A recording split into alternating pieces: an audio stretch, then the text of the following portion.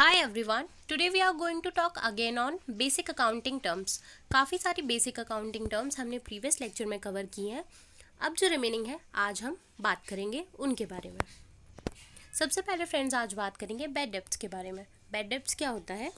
Amount irrecoverable from a debtor. It is a business loss and it is debited to P&L account as an expense.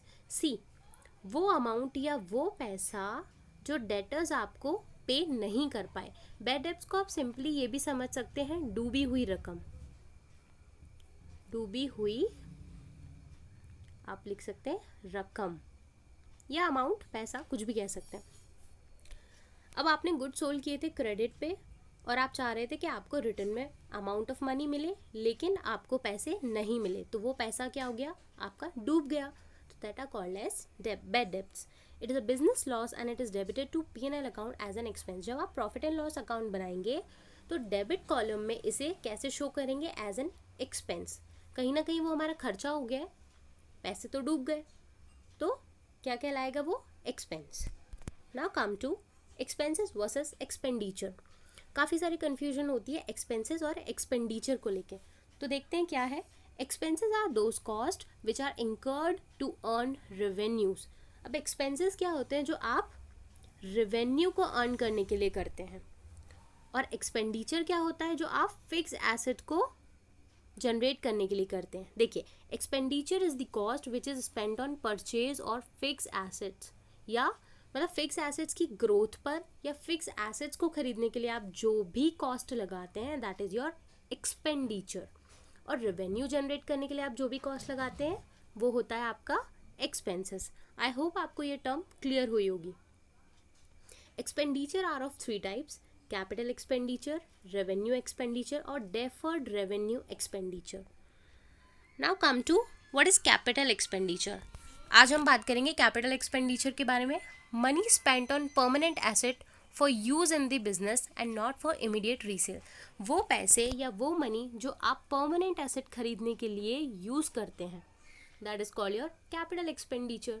Example, purchase of plant and machinery. आपने कोई भी machinery purchase की तो वो किस nature का expenditure हो जाएगा? Capital expenditure. Another one is revenue expenditure. It is the money spent on materials or services which are consumed by a business enterprise in carrying out normal business activities and maintenance of fixed assets. देखिए, capital में आपने क्या देखा? जो fix assets हैं उन पर जो भी आपके खर्चे हो रहे हैं that is your capital expenditure. और जो रेगुलर आप बिजनेस में खर्चे करते हैं वो होता है रेवेन्यू एक्सपेंडिचर. या फिक्स एसेट्स के मेंटेनेंस में आप जो भी खर्चे करते हैं या नॉर्मल बिजनेस एक्टिविटी में आप जो भी खर्चे करते हैं. एग्जाम्पल के तौर पे हम देख सकते हैं repair cost, maintenance charges, renewal expenses. ये सभी हो जाएंगे आपके रेवेन्यू एक्सपेंडिचर के example. Third one is deferred revenue expenditure. Deferred revenue expenditure होता है there are certain expenditure which are primarily of revenue nature. देखिए, डेफर्ड रेवेन्यू एक्सपेंडिचर का फ्रेंड्स मीनिंग होता है कि वो खर्चे जो आपने आज की डेट पे किए हैं लेकिन आपको पता नहीं है कि उसका प्रॉफिट आपको किस साल मिलेगा. For example, advertisement campaign to launch a new product. आपने कोई नया प्रोडक्ट लॉन्च किया, आपने उसके लिए एडवर्टीजमेंट पे काफ़ी सारा खर्चा कर दिया. अब फ्रेंड्स, आपने आज की डेट पे खर्चा किया, ज़रूरी नहीं कि आपको उतना रिटर्न वापस मिले.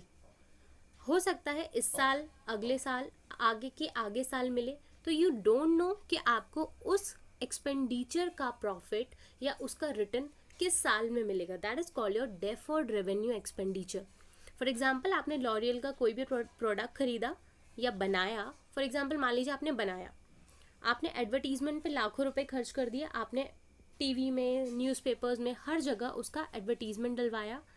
अब आपने ये सारी चीज़ें क्यों की? ताकि लोग आपके प्रोडक्ट को खरीदें और आपको प्रॉफिट मिले.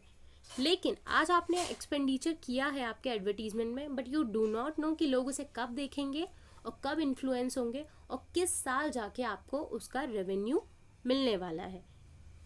There are certain expenditure which are primarily of revenue nature, but the benefit from which is not consumed or exhausted in the year in which the expenditure is incurred. मतलब जिस साल आपने वो खर्चे किए हैं ज़रूरी नहीं है कि उसका रेवेन्यू आपको उसी साल मिल जाएगा.